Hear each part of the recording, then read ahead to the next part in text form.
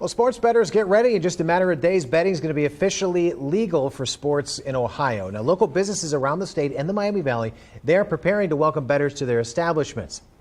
So Clara Faith, she is live now from Centerville after speaking with several business owners. So Clara, what does this mean for sports fans and businesses across the area? Sports lovers can go to bars and grills like Poorhouse behind me to place their bets. This comes after Governor Mike DeWine legalized sports betting. This will allow Ohioans to place bets at restaurants, bars, on mobile devices, as well as casinos. Poorhouse hopes sports fans will come to local companies like theirs to place their bets. I want people to take into consideration that, we're here every day for you. This is where we want you to come. We want you to enjoy the sports in our establishments and bet here. It's not about making a whole lot of money off of it, but it's about getting more people in here and the camaraderie goes with a sports bar. So, Clara, do places say the betting machines, they'll be ready for the first or not? So the betting machines will not be available until mid-January, but you can use your mobile device to place your bets at local bars that have a Type C gambling license. Also, I included a list of different local restaurants and bars throughout the Miami Valley that you could go and place your bets that have those Type C gaming license. Now back to you guys in studio. Clara, thanks. A several-hour-long standoff in Dayton ended with an arrest today. It happened on South Irwin Street. Authorities say they were looking for 37-year-old Charles Vivito, and once they found him, police say he took off, barricaded himself inside of a house. Now, he then reportedly refused commands to surrender, made threats of violence. So SWAT and hostage negotiation teams were called out. Vivito later voluntarily surrendered. Also, one woman is dead tonight after a three-vehicle crash early this morning on I-71. Happened just north of State Route 72 in Greene County. Investigators say a semi-tractor trailer crashed into the back of 40-year-old Tiffany Miller's car. That pushed Miller's car into the back of a different semi. Miller died from her injuries. A girl in that same car with Miller was flown to the hospital with non-life-threatening injuries. That crash remains under investigation tonight. Live look now from the Ohio AES outages page. Over 10,000 were left without power earlier this evening. Now the map shows only a few remain at this hour. Majority of those outages were contained to the Oakwood and Kettering areas. We're still working to learn more on what exactly caused that outage earlier tonight. As soon as we learn that, we'll give you more information both on air and online. Tonight, fire departments across the area, they are getting money from the state. The Dayton Fire Department, on the list of getting the grant, getting $5.8 million. Melena Brown has more on where that money will be used. The grant comes from Governor DeWine's Ohio First Responder Recruitment, Retention, and Resilience Program. 72 agencies will receive a total of $28 million to help alleviate different issues that the stations may be facing. It was a $5.8 million grant award. $5.3 million of that money will be used to hire 30 firefighter positions, or to pay for 30 firefighter positions.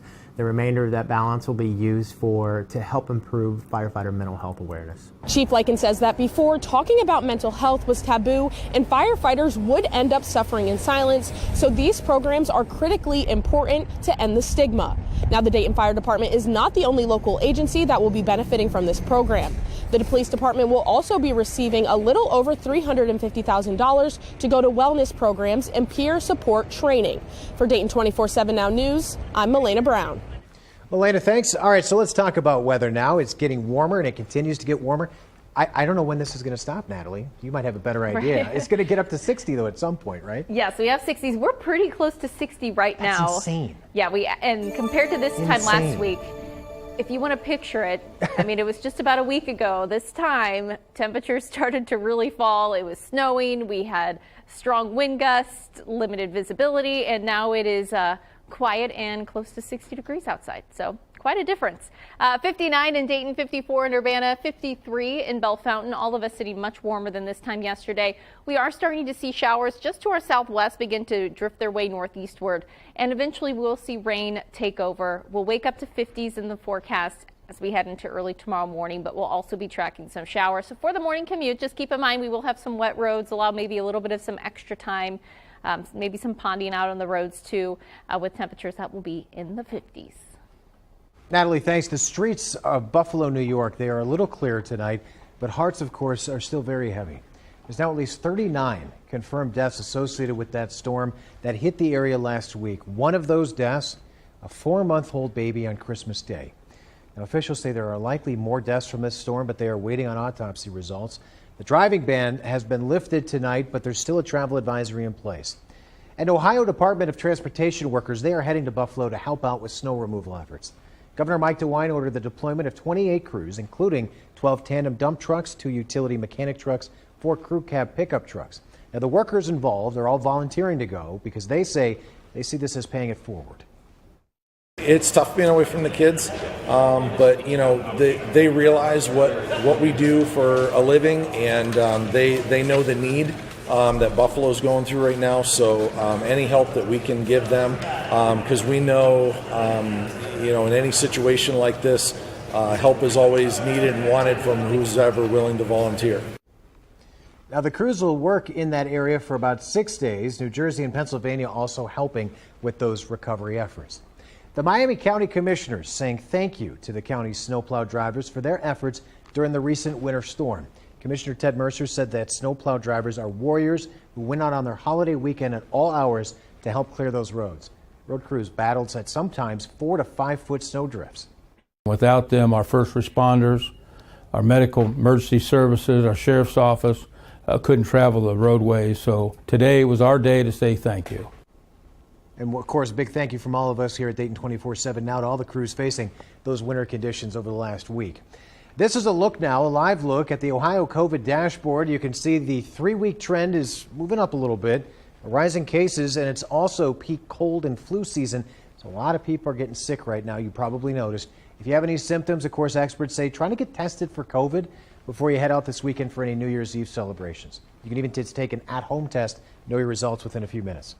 You should always have COVID test on hand now, so maybe stock up on tests. If you're a family, make sure there's enough there for everybody in the family to take a test if you need to. Also, keep others in mind if you're in a crowd. Experts say people nearby may be sensitive to any symptoms you have, so you might want to get checked out if you're not feeling well and consider wearing a mask if you're around others. Well, it's being considered one of the largest transportation projects in the state since interstates were built. The Department of Transportation awarding Ohio and Kentucky $1.6 billion for its massive Brent Spence Bridge project. Christian Hauser breaking down the impact this could have. Cincinnati USA Regional Chamber CEO Jill Meyer says this will bring new businesses to the region. She says it will create a manufacturing corridor as far north as Dayton all the way down to Louisville, Kentucky. The opportunity for us to add more and to make it easier for those companies to expand and to get to and from with either their finished goods or their raw materials on the way in is critically important to that economy continuing to grow. Let's take a look at how this new bridge will enable those trucks and everyone else to get through the city easier. We'll start on the northern Kentucky side. You'll need to decide whether you're going to take the Brent Spence or Companion Bridge around where the current 12th Street exit ramp is. The center portion of the highway will continue onto the Companion Bridge. There are 5 lanes of travel in each direction, plus 3 more each way on the Brent Spence Bridge. Once completed, the Brent Spence will be used for local traffic to Covington and Cincinnati, while the Companion Bridge will be for anyone passing through. The bridge in the animation is just for visual purposes. The final design's not been set. As we come out on the Ohio side, you can see it's similar to the current layout, just doubled. On I-75, you'll need to decide which bridge you want to take just south of Ezra Charles Drive. In Cincinnati, I'm Christian Hauser. After days of flight delays and cancellations, Southwest Airlines says it expects to return to normal operations tomorrow. That troubled airline has been flying roughly 1/3 of its schedule as it gets planes and crews aligned with its scheduling system. The problem snowballed after the historic winter storm, stranding thousands of travelers and their luggage. The airline released this statement today, saying in part, quote, "We are encouraged by the progress we've made to realign crew, their schedules, and our fleet. With another holiday weekend full of important connections for our valued customers and employees, we are eager to return to a state of normalcy." Now, while that airline could return to normal, the past week of disruption has cost passengers a lot, more than just purchasing another flight. The cancellations causing one woman to miss her wedding date. The bride-to-be says she and her family tried to rebook, but were told there were no flights left. Her wedding's tomorrow in Belize. She says they'll lose money on certain deposits for the event, but More than that situation has taken an emotional toll. We are just devastated. I mean, not just only Michael and I, obviously, but my kids, family, friends, that we just emotionally are just, the word I keep saying is devastated. Southwest has canceled more than 15,000 flights since winter weather started disrupting air travel a week ago. Also, get this, an Alaskan man missed out on a new heart due to the cancellations. Patrick Holland says he had been only on the heart transplant list for a couple of weeks when he got the call last Thursday that a donor match was found. He rushed to the airport, catch a flight to Seattle, only to find out it was canceled and a second flight had to be rerouted because of the weather. All my worst fears were overwhelming me, because when you hear that, you're like, there's somebody donating a heart, and I don't imagine they can wait that long. So Holland says Alaska Airlines jumped through hoops to try to get him to his destination, but multiple subsequent flights were also canceled. The transplant coordinator later called to tell him that the heart would be given to someone else. Holland says he's trying to look at the bright side, that someone else was able to receive a Christmas miracle. New York elected congressman under fire for lying about his background. The voters and political opponents now calling for a special election for a new congressman tonight. Also, President Biden signing the government spending bill into law. We're going to break down that legislation that keeps the federal government operating. Plus, I'm tracking rain making its way into the area, how much we're expecting. That's coming up. Here's a live look from our Kettering Hill Skycam. You're watching Dayton 24/7 now.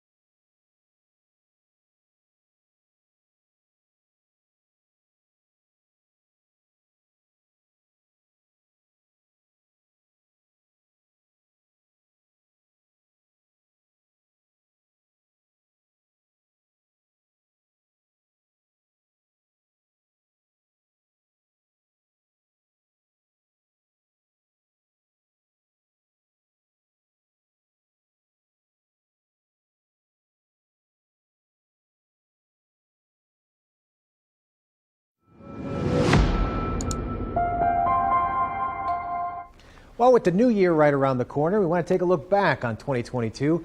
Crazy thing from this past year, just how all over the place it seemed like our weather was from day to day. This last week, a prime example. Tim Boyd is here live in the studio now to break down some of the more interesting trends before we open the book on the new year. Tim? Yeah, it was definitely a very interesting week. Taking a look at 2022 wrapped, our warmest temperature, 95. We didn't hit 100 this year on June 14th, 21st, 22nd, and July 1st.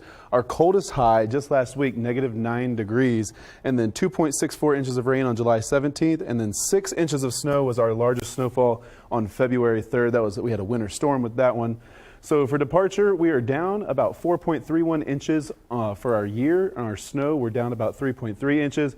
Big events we had this year, we had 4 winter storms, 5 severe events, so that's anything with wind and hail damage, and then 6 tornado outbreaks, and then we had 1 major flooding event. So taking a look at our year in review, if we break it down by month, you can see kind of a roller coaster in the beginning. January was much colder than average, and then up in March, down in April, up again in May. We kind of stayed above average in May until December, which December, it's not the end of the month yet, so that could still change. And our precipitation, this is why we're in a drought at the end right here, but we kind of had another roller coaster on this one too. February, March above average, and then down in April, up in May, down in June, up in July. And then, so the end of the year here, staying below average, which is leading us into the drought conditions we have. Natalie, have more on that. Yeah, we do have those moderate drought conditions across the area for the entire Miami Valley, as well as severe drought conditions for parts of the area too. So we need some more rain, and we do have some in the forecast for us. Cloud cover around, and we will be tracking some showers. Bigger picture here, we do have our storm system just off to the west. Rain already making its way in from the southwest, and we'll start to track those showers lifting their way through. So here's a look at what we're tracking through time. Scattered showers around the area. We'll be looking at 40s and 50s as you wake up into the morning, so very mild. Again, keep in mind this time last week we were below 0. And then we'll continue to see the showers around throughout the day. Most of the rain does arrive Friday night into the day on Saturday, so here's a look at midnight Friday, and then continuing with scattered showers throughout the first half of the day on Saturday. But it does look like as we head into our New Year's Eve evening that we will start to see things clear out just in time as we bring in the new year. Don't seek Santos! Don't seek Santos! Don't seek Santos! Now, those are voters from New York's 3rd Congressional District. They're urging congressional leaders not to seat Rep-elect George Santos after he admitted to lying on his resume. The Long Island Republican faces a federal investigation into his finances after he lied about his work experience, heritage, and schooling. Now, voters and political opponents alike are calling for a special election for a new congressman. We stand together as one, Democrats and Republican alike, because we know that the future for our country, the future for our values, will be defined by the energy and leadership we show in standing up to the corruption and fraud that's represented by George Santos. Now, ever since the New York Times expose brought into question multiple aspects of his life story, it's come to life that Santos fabricated multiple stories. He vows to serve his Long Island district anyway, Democrats saying he shouldn't be seated, but so far Republican leadership not saying much. I believe that in order to move past this and move forward and be an effective member of Congress, I have to face my mistakes, and I'm facing them. He most likely will be seated. Kevin McCarthy cannot afford to lose a Republican vote in his speakership contest. Several of his claims have been challenged, including his college graduation, work history, religion, even the death of his mother. That investigation into Santos is looking into how he acquired personal wealth and a $700,000 campaign loan. Now, President Biden capping a year of what he called historic progress by signing the omnibus funding bill earlier today. He signed the $1.7 trillion spending bill into law while he was on vacation with his family in the U.S. Virgin Islands. That legislation keeps the federal government operating through next September. It includes $858 billion for defense, $772 billion for domestic programs, another $45 billion for support for Ukraine, and $40 billion reserved for emergency spending, mostly for natural disasters. Well, what a beautiful sight the Carillon lights are. Tonight is no different. Beautiful night to be out and about with the family, checking out this beautiful light display down at Carillon Historical Park. So, Natalie, it sounds like you might need a rain jacket as we get through the rest of the week here. Yeah, tomorrow we will be tracking those showers. Again, much needed rain across the area. I was talking about those drought conditions. So most of us under moderate drought, severe drought into Wayne County, parts of Preble, as well as Darke counties under severe drought conditions due to just the lack of precipitation we saw through the end of the year. Now, with that rain, we are anticipating some pretty high totals for our northwestern counties, where we could see close to an inch, maybe over an inch of rain, with the rest of us seeing just over a half an inch, maybe 3/4 of an inch of precipitation. Higher totals will be off to the north and the west. So showers will be arriving tonight, through the day tomorrow, and then as well as for parts of your New Year's Eve. I'll have that 7-day forecast. Look at what we are expecting as we ring in the new year coming up. Natalie, thanks. The Ohio State Buckeyes having a little bit of an edge at today's practice. What's motivating the team to try and pull off that big upset over the Bulldogs on Saturday? Also, excitement is building for an NCAA bowl game in Cincinnati. Coming up, we have the details on what still needs to be done. You're watching Dayton 24/7 now.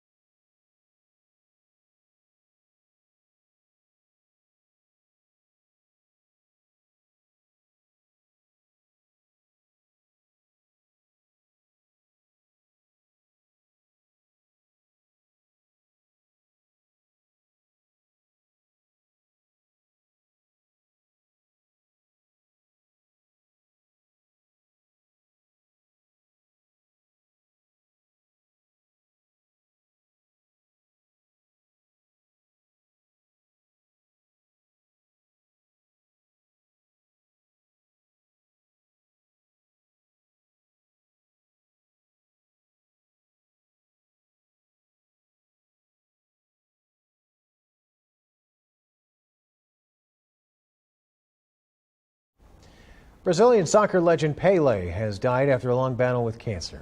Regarded as one of the greatest to ever play the game, Pele led Brazil to 3 World Cup titles. He's the only player to achieve that feat. Pele helped popularize soccer in the U.S. as well by joining the New York Cosmos of the North American Soccer League in 1975. He was appointed a UN ambassador for ecology and the environment in 1992 and supported several charities during his life. There is excitement building for an NCAA bowl game in Cincinnati tonight. The Cincinnati USA Sports Commission says it is trying to make this happen. The group hopes to host the first game at TQL Stadium as early as next December. Luke Jones has the details and explains why there's still more to be done. I Don't know how many people would actually go, what kind of teams that would get to participate. Those are the questions looming large after the big announcement. The Cincinnati USA Sports Commission is gauging interest in an annual college football matchup at TQL Stadium. It would air on the CW. We've had great conversations with a number of conferences and are also actively fundraising to support the bowl game. Sports fans wasted no time voicing their approval. Interesting. I think cool Yeah. for the city. Bring in some money and some fun tourism, and it's a fun place for football. So why not? It's far from a done deal. The Sports Commission still has to convince 2 conferences to sign on. You got to get a couple conferences that probably want to do this, and you would hope regionally one's maybe the Mid-American Conference. In Cincinnati, I'm Luke Jones. The Cincinnati Bengals, they are preparing for a Monday night AFC clash with the Buffalo Bills, the massive playoff implications at stake. You're watching Dayton 24/7 now.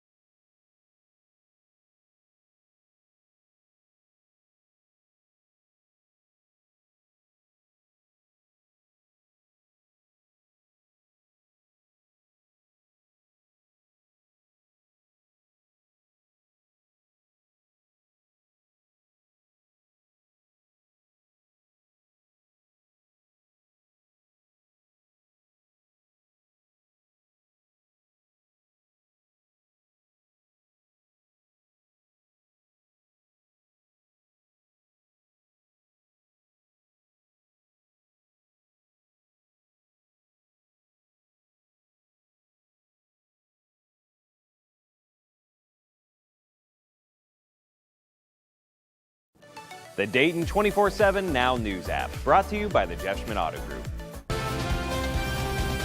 Good evening. I'm Matt Digby with a look at sports. 11%. That was the chance the Bengals would make the playoffs after week 2 when they lost to the Steelers and the Cowboys to open the year. But fast forward 3 months, they've already got a playoff berth secured. The AFC North title is still in play, and so is the 1 seed. And Monday night brings a matchup with major implications.